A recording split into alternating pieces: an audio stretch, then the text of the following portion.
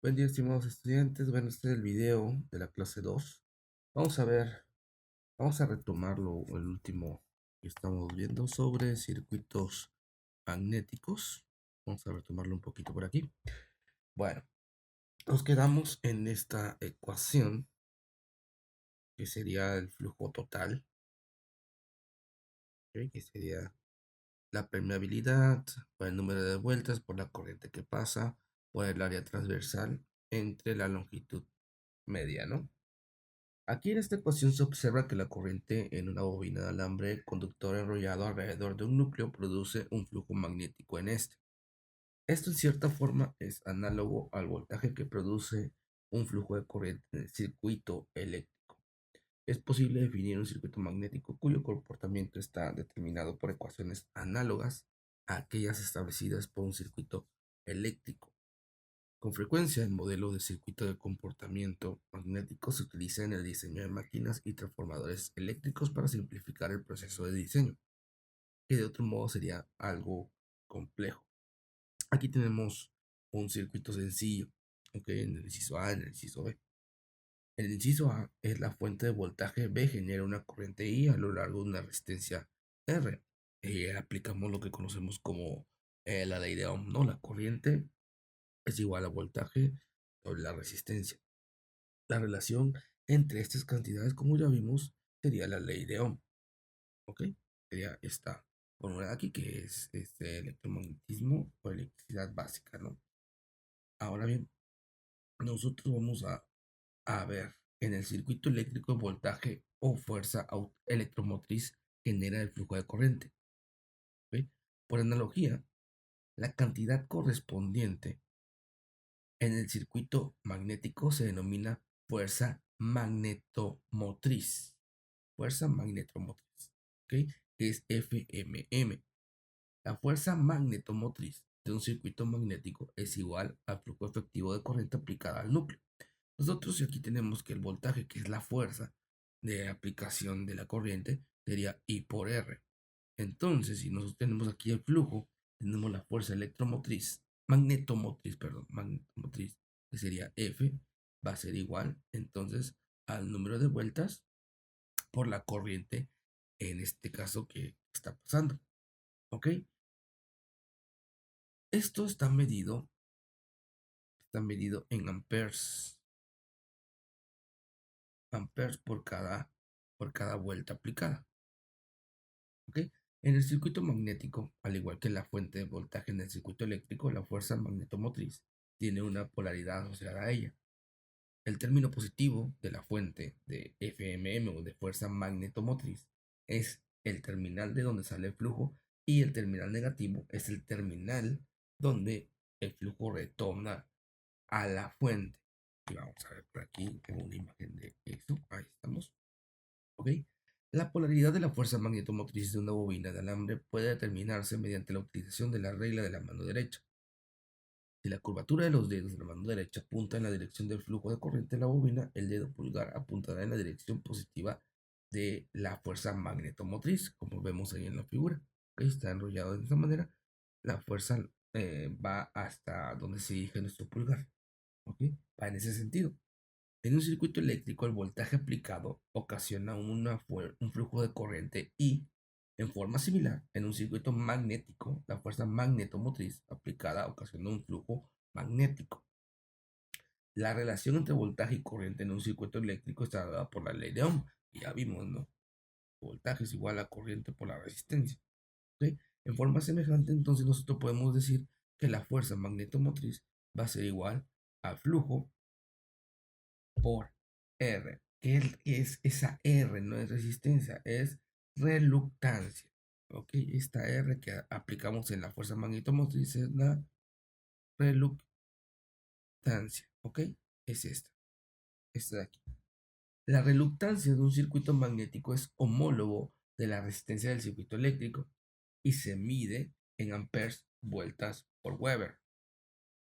Es amperes vueltas por Weber. ¿Ok? Esa es la unidad de la reluctancia. Y pues es homóloga, es parecida, bueno, no parecida, sino es su igual o su comparativa con la resistencia en un circuito eléctrico, pero aquí en un circuito magnético, ¿ok? Existe también un análogo magnético de la conductancia. Así como la conductancia en el circuito eléctrico es el inverso de la resistencia, la permeancia de un circuito magnético es el inverso de la reluctancia, ¿ok? Entonces podemos decir que la permeancia,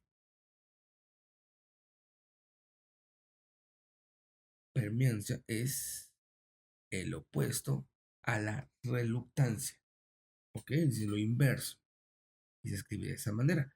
La relación entre la fuerza magnetomotriz y el flujo se puede expresar entonces como que el flujo va a ser igual a la fuerza magnetomotriz multiplicado por la, la permeancia. Porque si vemos, el flujo originalmente sería dado por la fuerza electromotriz por la reluctancia, ¿ok?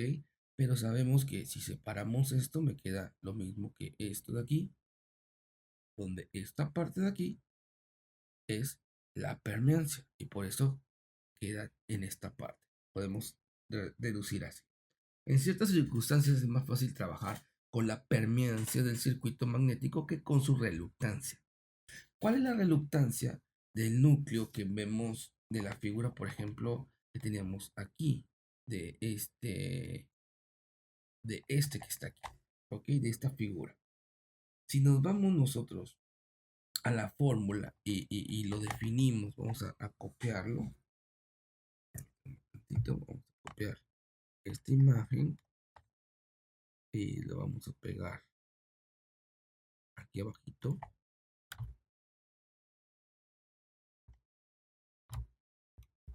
Aquí tenemos el núcleo del cual estamos hablando. Entonces nosotros sabemos que el flujo magnetomotriz va a ser, o flujo magnético va a ser igual a la densidad magnética por el área. Es igual a lo que dijimos. La permeabilidad, número de vueltas, la corriente que pasa sobre el área transversal entre la longitud media. ¿Ok? Ahora bien, nosotros podemos saber que esto de aquí, si lo sacamos, vamos a ver qué pasa. ¿Vale? Entonces sería NI, que me queda esto que está aquí. ¿Ok? Donde NI, si nos vamos por acá, NI dijimos que era la fuerza magnetomotriz. ¿Ok? Entonces esto de aquí sería la fuerza magnetomotriz, pues multiplica a permeabilidad, el área transversal, por la longitud de recorrido medio. ¿Ok? Y tendríamos aquí ya la fórmula. Ahora si comparamos esa fórmula que encontramos del flujo, ¿ok? Si la comparamos con lo que encontramos eh, anteriormente, que sería con esta, ¿ok? Con esa de ahí, se observa que la reluctancia del núcleo, en este caso, la reluctancia va a ser igual a la fuerza magnetomotriz sobre el flujo, ¿ok? Lo que está viendo eso, ¿sale? Va a ser igual a la longitud n por, en este caso, la permeabilidad sobre el área. Esto sería la reluctancia, vinculándolo con la fuerza magnetomotriz. En un circuito magnético, las reluctancias obedecen las mismas reglas que las resistencias. Ya sabemos que la resistencia de un circuito eléctrico se pueden, cuando son en serie, yo tengo resistencias en serie, ¿ok? Que tengo, por ejemplo, tres resistencias en serie, pues la resistencia 1 más la resistencia 2 más la resistencia 3 va a ser una resistencia resultante, ¿ok? Una resistencia total. La reluctancia en este caso va a ser equivalente, no resultante, equivalente, ¿ok? En la reluctancia va a ser lo mismo, tengo varias reluctancias, aquí va a ser a una reluctancia equivalente, Ok, se aplica lo mismo porque son homólogos. Igualmente, si tenemos reluctancias en paralelo, pongamos que tenemos nosotros aquí homologando las resistencias, ¿eh? Tenemos resistencia en paralelo R1, R2 y R3. Este sería igual a 1, R1 más 1, R2 más 1, R3. ¿No? Para sacar la resistencia equivalente. Entonces la reluctancia equivalente en paralelo sería 1, reluctancia 1 más 1, reluctancia 2 más 1, reluctancia 3 y así. Las permeancias en serie, en paralelo, obedecen las mismas reglas que las conductancias eléctricas. Los cálculos de flujo en el núcleo se obtienen utilizando los conceptos de circuitos magnéticos y siempre aproximaciones, en el mejor de los casos, aproximaciones de más o menos 5% del valor real. Y bueno, vamos a ver por aquí que existen un buen número de razones para que ocurra una inexactitud inherente.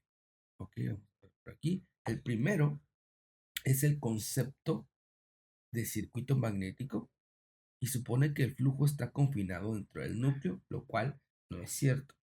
La permeabilidad de un núcleo ferromagnético es de 2000 a 6000, como vimos anteriormente, 2000 a 6000 veces a la del aire, pero una pequeña fracción del flujo escapa del núcleo al aire circundante, que es baja permeabilidad. Y este flujo que sale del núcleo se denomina flujo disperso y es de gran importancia en el diseño de las máquinas eléctricas. Número 2. En el cálculo de la reluctancia se expone cierta longitud media y una sección transversal del núcleo. Esta suposición no es muy adecuada, especialmente en los ángulos